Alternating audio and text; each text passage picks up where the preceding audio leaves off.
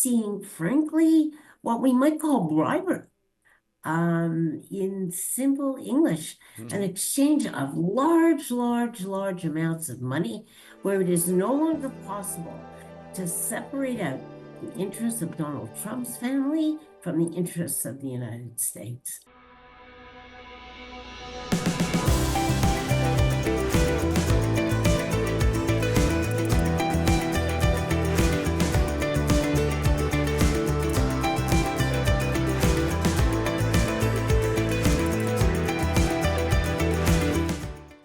Welcome to the Friday Focus edition for the 16th of May, 2025. I'm Rudyard Griffiths, chair of the Monk Debates. I'm joined by Janice Gross-Stein, my co-host, coming to us where all the action's been this week. That's Riyadh, Saudi Arabia.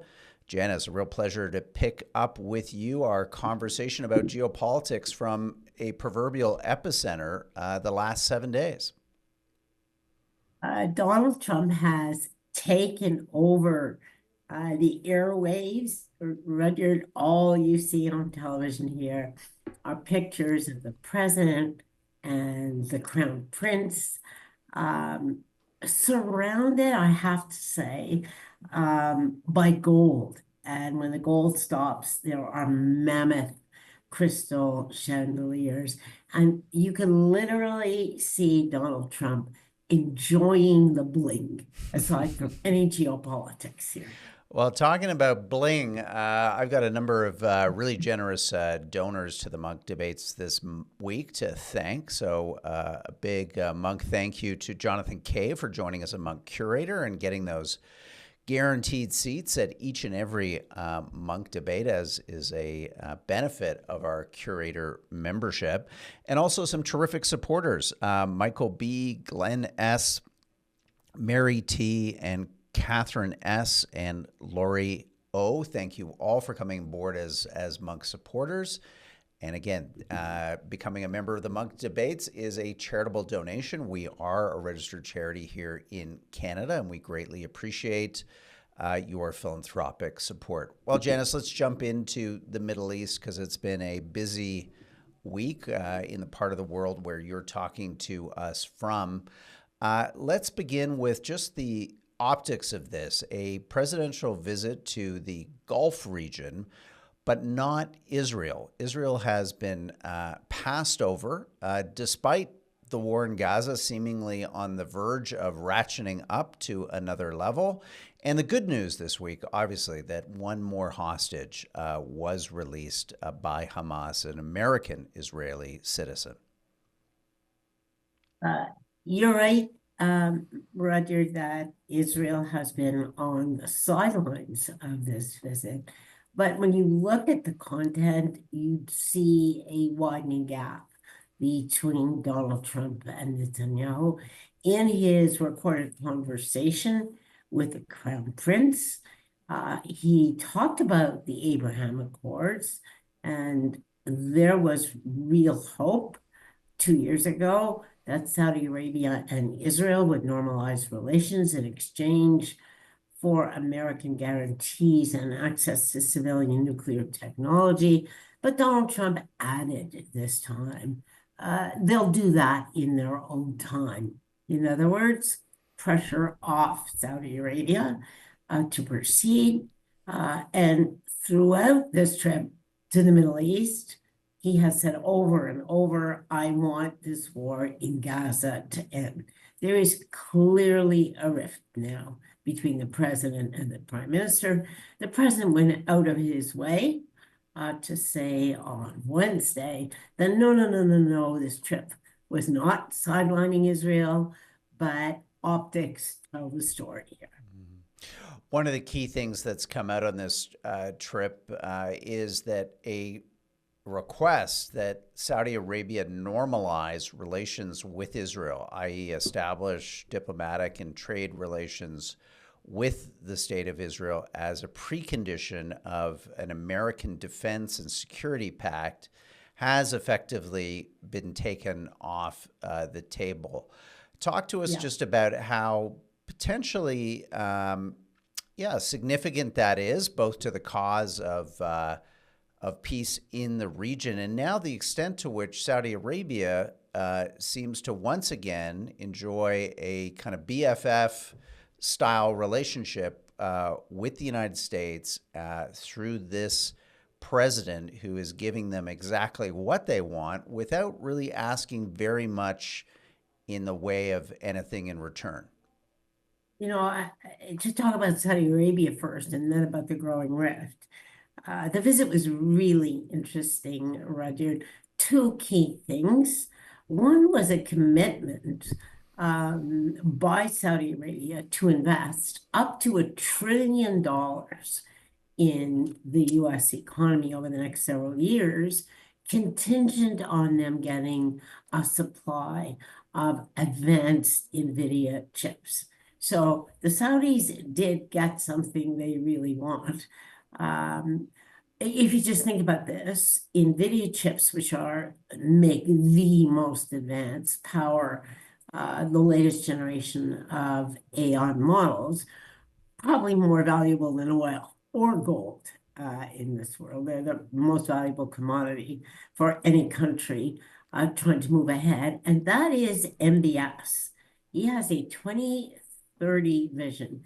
And in the time that I spent in Saudi Arabia this week, it is really stunning to see the drive and the energy that Saudi officials are putting behind this, the role that women are playing, which is not the image that we have. This is a country, frankly, hell-bent on transforming its economy. So those chips really matter. But let's take apart this story for a minute. The annual GDP of Saudi Arabia is $1 trillion. Mm-hmm. All right. It seems The like a math doesn't very add up. big, ask, frankly. And secondly, Saudi Arabia will come right up very quickly against export controls on advanced chips. Both the Crown Prince and the President overlooked those little details when they made the big flashy announcement this week. But look again at the body language. Look at that picture. These are BFFs, and the Crown Prince of Saudi Arabia is the driver of politics in the region. There's no question. Yeah, and we'll have to see. You know, there's always one of the symptoms, maybe it's a disease related to trade-related trips, is that there's all these announcements, and then what actually, is signed, what actually comes to fruition, and maybe the Saudis will hold back unless they get those chips, and more importantly, a defense pact that allows the transfer of nuclear technology, nuclear reactor technology from the United States to Saudi, that many people say could be a pathway for Saudi Arabia to engage in its own nuclear weapon program. Again, this technology, once you have it, it's hard to put it back in the box when you've got it on your domestic soil. I want to talk a little bit about the other aspects of this visit to not just Saudi Arabia, but Qatar, and a series of stories that have, I think, really kind of shocked observers here at not simply the blurring of a line between the president's interests and national interest, but in a sense, their complete erasure. We have a $400 million private jet that the Qatari government is offering to the United States as a new Air Force One that would then be signed over to the president's foundation for, I presume, his personal use after he leaves the presidency. Indeed, we'll see if he leaves in 2028. Well, that's a promising sign, Rudyard, isn't it? Yeah, maybe that's the icing on an otherwise pretty ugly moment. Next, we have Donald Trump's son, Eric Trump. Clearly an international businessman of great reputation. He signed a $5.5 billion Gulf development deal in Qatar. And we also have an announcement by the UAE that they will be using up to $2 billion of the Trump meme coin. This is the cryptocurrency that Donald Trump and his family created in the days leading up to his presidency to fund a crypto exchange and an acquisition on behalf of the UAE. I don't know, Janice. I put this all together, and look, we can tisk tisk and tut tut, but I just think we have to say what this is. It's gross. It is a president who is conspicuously and obviously enriching himself at the expense of an American policy on defense and security and foreign affairs that would represent the interests of Americans as opposed to the interests of the Trump family. It's more than gross, right? This is how kleptocracies behave. Um, you when you think about that plane, it's a really such an interesting story in so many ways. Air Force One has not been replaced in 25 years now. What's that? All right. And what's wrong? Again, this is the Ezra Klein argument. We don't get anything done anymore. And he shows up in Qatar. And I saw Air Force One at the Riyadh airport because it was parked just at the end when my flight came in. And it's an older plane. And then this dazzling plane from Qatar, which is a personal gift to him. It's not a gift to the United States. It's a gift to him, which, as you said, he keeps for his personal use. And in the Emirates, this is this is a business. I don't think much of the business, but that's irrelevant. But it's a business that the Emiratis are investing in. So you are seeing, frankly, what we might call bribery. In simple English, an exchange of large amounts of money where it is no longer possible to separate out the interests of Donald Trump's family from the interests of the United States. There are always issues of corruption at the margin, but we've never, ever seen anything like this, frankly. Yeah, and the audacity of the president to refer to the former president's family as a crime syndicate when we have, this kind of rank graft going on.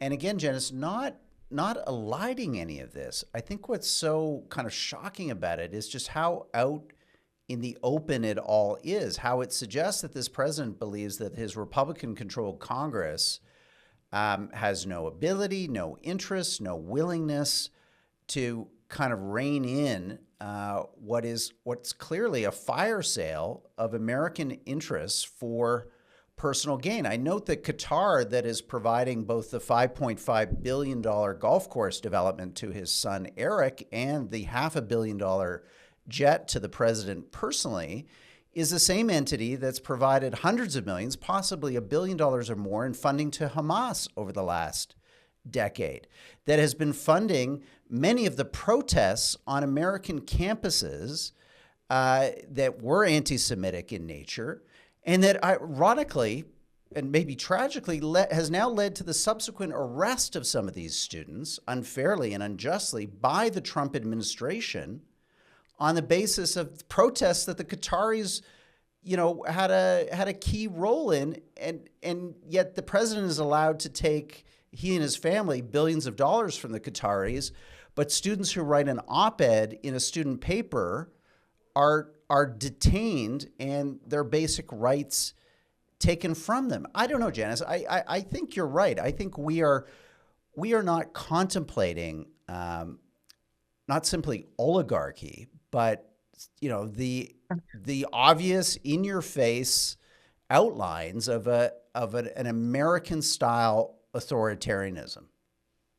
There's a common theme in what you're saying, both ends of the story, Rudyard, the arrest of Palestinians. And what was the woman what a Palestinian woman arrested for writing an op-ed, right? let's just call it what it is. This is an arrest because she expressed her opinion in a country where the right to freedom of speech is guaranteed. And it took weeks for a federal court judge to remove her from jail. At the same time as Donald Trump, and why is this? Let me ask the question this way. Why is this level of kleptocratic behavior allowed to continue? How does Donald Trump do this so boldly, so openly? He doesn't bother to cover anything up. Well, he has a compliant Republican majority, but more than that, he's intimidated the Department of Justice, Rudyard. So Well, he owns the Department of Justice. Pam Bondi, his attorney general, wrote a memo, preposterous memo, justifying the acquisition of this jet and the transfer of it to his future presidential foundation, where we know who's going to be using the jet if it's an asset of his personal presidential foundation. Look at that jet. Exactly. And so his attorney general makes it legal. He's appointed his personal attorneys to senior positions in the Department of Justice, and Doge intervened and fired anybody that he thought had any part in prior investigations. Now, if you were working in the Department of Justice, would you put your hand up now and launch an investigation? I don't think so. No. So we're seeing, in fact, to call it out for what it is, a collapse of the rule of law. Yeah, and wouldn't you think, Janice, that after he's spent a week kind of traipsing around the authoritarian regimes of the Gulf states, he's going to come back to America saying, why am I not similarly adorned with these types of powers? Why am I not, in a sense, a monarch, a king who, like MBS, enjoys unfettered, power and authority through my government and de facto through much of my society. I worry, Janice, that this is a man as much guided by impulses and desires than anything else, and I would think a week kind of immersed in autocracy might not be the best psychological environment for this president, as he returns to the United States, to govern a once great republic. You may be right, Roger, but I don't think he needed the trip to the Gulf to reinforce those authoritarian impulses. And here's the irony in the Gulf. Most visibly in the Emirates, where I was before. This is a society where there is a growing sense of a freedom to speak out. The changes are really remarkable, even in the last 5 years. Saudi Arabia, when I landed at the airport, women working at the airport visibly, openly in the immigration departments. So yes, the rulers are authoritarian in the Gulf, but those societies are, in their different ways, and they're very dissimilar, moving forward in some very important ways. Hard to say that in the United States, this president is moving backward. Mm-hmm.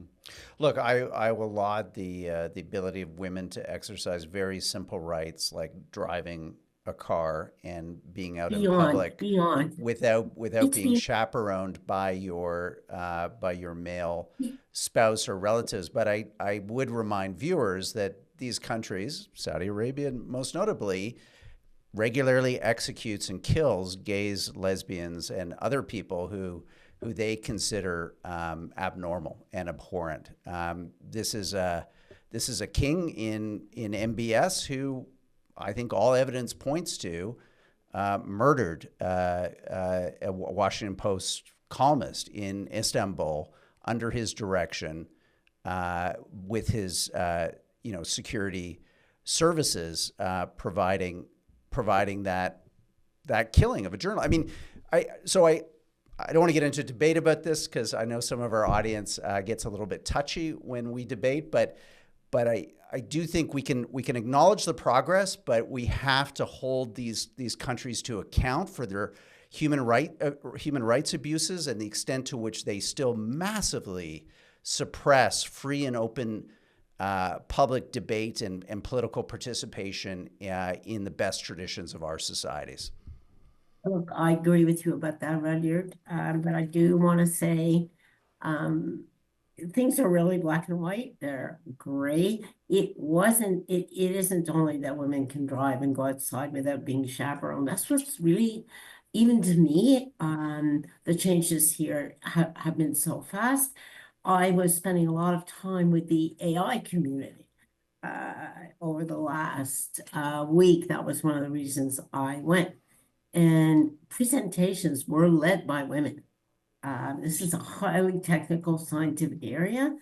There were men in the room. It was just thinking about today, there was a senior man in the room. He turned the meeting over to a woman who led the conversation. That's not tokenism anymore. That's something much deeper, and it's simply encouraging to see.